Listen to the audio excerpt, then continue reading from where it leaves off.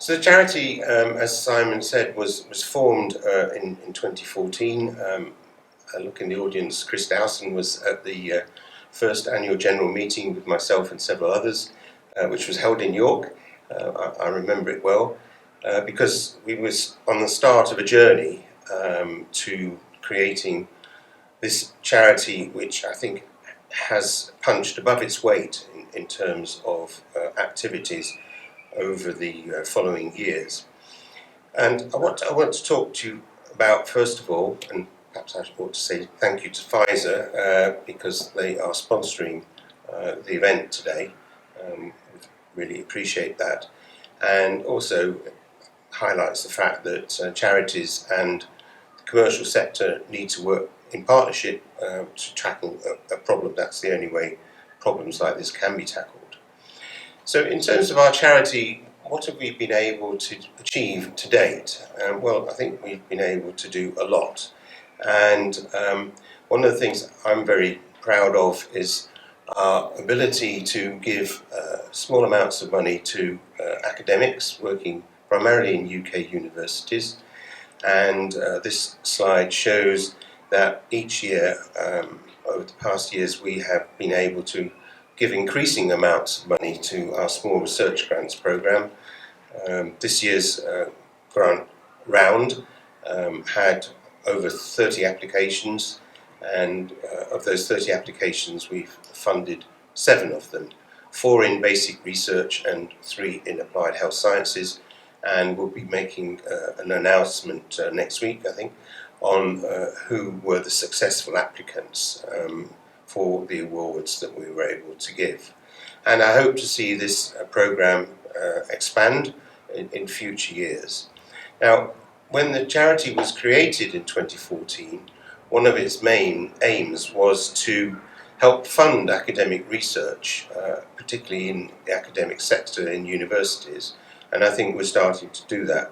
We can't and don't have the deep pockets of the Wellcomes of the world, but I think we can provide funding for seed funding for small grants to enable those grants to be leveraged into something bigger. So we can do pilot studies, we can help fund PhD students, and in fact we'll be announcing imminently that we have a studentship to fill because we've been awarded money to fund such a studentship, so we'll be going out to universities to see how they can help us.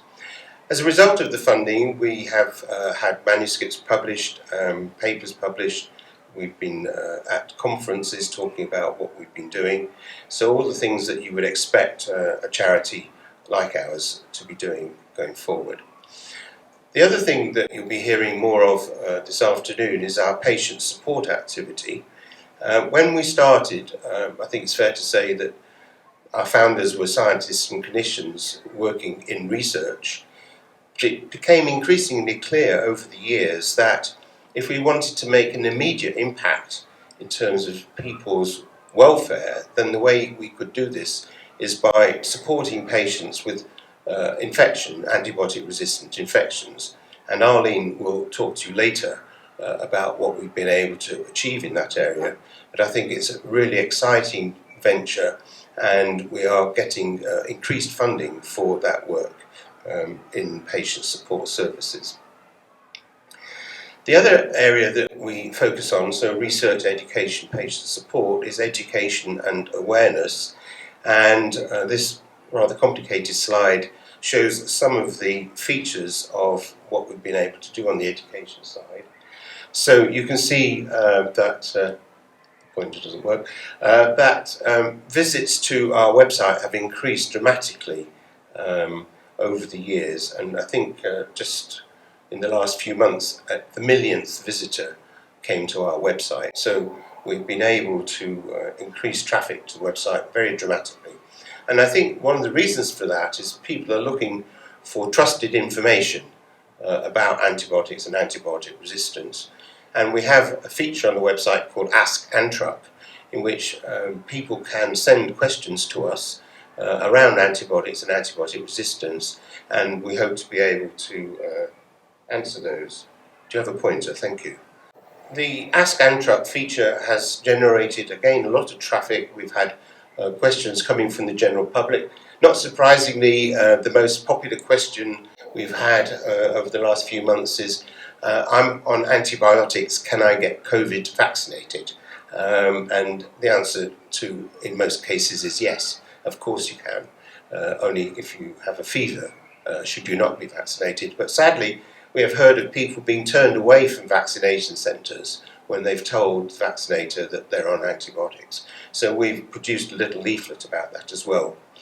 We worked with Pfizer on a Change the Course campaign, which was around how can an individual help in this area? What can an individual do? Can you? It's a big global problem, but what can individuals actually do? And so we came up with various suggestions what individuals could do to tackle antibiotic resistance. Of course, one of which is to join our charity. But things like not asking your doctor for antibiotics just because you've got a cough and a cold. Those are the sorts of things that we're trying to discourage people from doing. We have upcoming, you've seen a great university science quiz where we're getting undergraduate teams to work together to answer questions about any scientific topic, but AMR is one of the rounds that is in that quiz. So what I want to talk about now is we've reached this position in terms of our activities over the years, and we thought it would be a good time to reflect on what we've done, but more importantly, decide what we ought to be doing going forward. And we're 7 years old, we thought it was a good time to be doing this. When we were formed, I think our founders thought that antibiotic research, antibiotic resistance was something worth funding from a research point of view, and we focused particularly on trying to find new antibiotic treatments using repositioning and repurposing. But this time around we wanted to look at the audience out there and ask them the question, what do you think a charity like ours should be doing? We needed to work with a partner that had the right expertise in carrying out such research work. So I was very pleased that we were able to work with Costello Medical. So Costello Medical are a healthcare consultancy. They approached us last year about whether there was anything that they could do to help our charity going forward. And one of the things on our shopping list was, could you help us frame our next 5-year strategy? So they have worked very diligently and pro bono to help us get to where we are today. So this is the business plan around the research that we undertook. I think there are copies of it available if you want to take those away. And just to give you a snapshot in what we actually did, we looked at different populations. We used a survey company to put together a panel which represented the UK population. The survey company was called Dynata. We also asked the research community what their thoughts and views were about antibiotics and antibiotic resistance. We also went out to our supporters and asked them what they thought the charity ought to be doing going forward. And we also had a small number of respondents coming back from our website. So nearly 750 people responding. Doesn't seem to want to work. Okay, so just very quickly, general population results. This is a good demographic of what the UK population looked like from an age structure point of view. We've got representative people from all age groups. About 13% of them worked in health and social care, which is pretty much what the numbers are in the general workforce. About 10 to 13% of people work for health and social care activities. We asked a lot of questions, and I'm just going to put a few of the answers up. So one question we asked is, how personally can you help to combat antibiotic resistance, and asked them whether they knew how to do that. I was quite surprised at these numbers because a large proportion thought they knew how to combat antibiotic resistance, and yet we hear from other surveys that very few people know how to combat antibiotic resistance.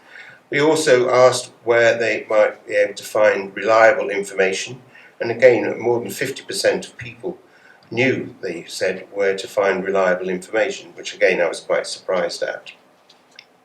In terms of where do people think our money should be put into, research into new antibiotic treatments was the predominant response we got. I think we asked for 3 responses and ranked them, looking at new medicines, fund research on appropriate antibiotic use, supporting patients and so forth. So we have taken that information as well as what we obtained from researchers. These are the demographics of the researcher population we looked at. These are the areas of expertise of the researchers that we asked the question of, mainly, as you can see, microbiology basic research, a limited number in drug discovery. Sadly, I believe the numbers of people in these groups are rapidly declining as people retire and are not being replaced in this area of antibiotics and antibiotic resistance research. We asked the question of the researchers what would be the most valuable thing for us to be doing, and you can see that they said that seed funding was probably the most valuable thing to do, that early career postdoctoral funding was also very valuable, and I'm pleased to say that those are the areas that we actually have been supporting. High-risk, early-stage basic research was also something that was worth funding. And having worked in research for many years, I know how difficult it is to get funding for risky research. People tend to want to only support research which they are assured of the results, whereas what I think is needed in this space is to do research where you don't know what the outcome is going to be. In terms of basic research, these are the most impactful ones. Basic research, therapeutic drug development, interestingly diagnostics. I think there's more research going on that. And then behavioural and surveillance are also thought to be important. So that's what the researchers told us. In terms of our supporters, the majority of our supporters, when asked the question, why do you support us, they said that they were passionate about fighting AMR, which I suppose is very good that we have supporters who think that this is a very important area. We just want more of them. The relatively small number knew somebody who had an antibiotic resistant infection, just 3%, which is, I found, quite surprising because many other medical research charities are driven by the patients they support, cancer, heart disease and whatever. But in our charity, we are not driven by the people who have drug-resistant infections. And these are just some of the examples of why people thought that they should be involved with our charity or were involved with our charity. Interestingly, this last one I heard you mention on Radio 4. We had last year a Radio 4 appeal which was given by Dr. Adam Rutherford.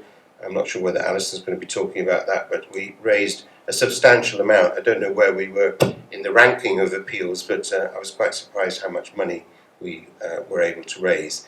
In terms of how did people come across us, it was mainly through search engine, Radio 4 appeal were the largest numbers, and then family, friends and members, social media, etc.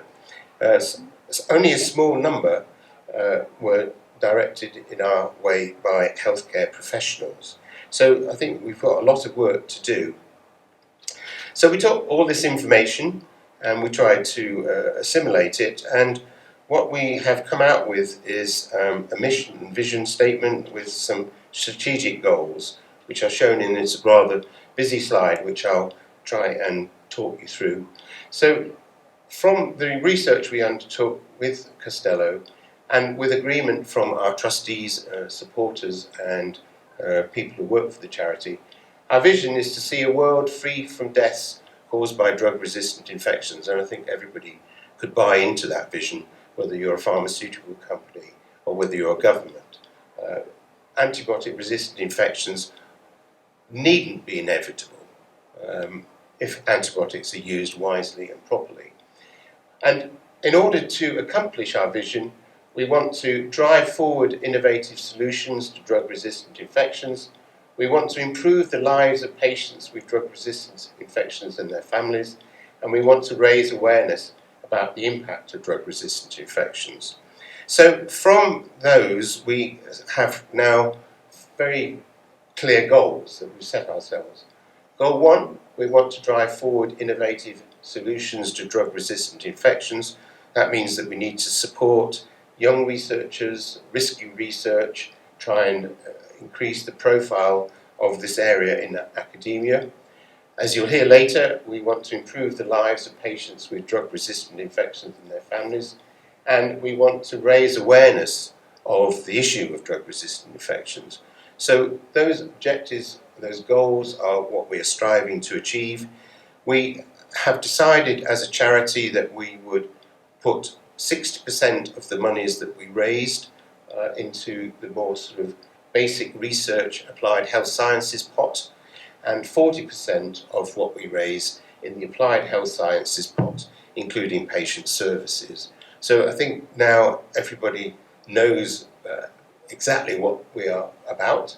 We all know what our role is in being able to achieve those objectives. And I think we have a very exciting time ahead of us over the next 5 years, but we can only do this with funds, and we need everybody to help in any way, shape or form that they can. Thank you for your attention.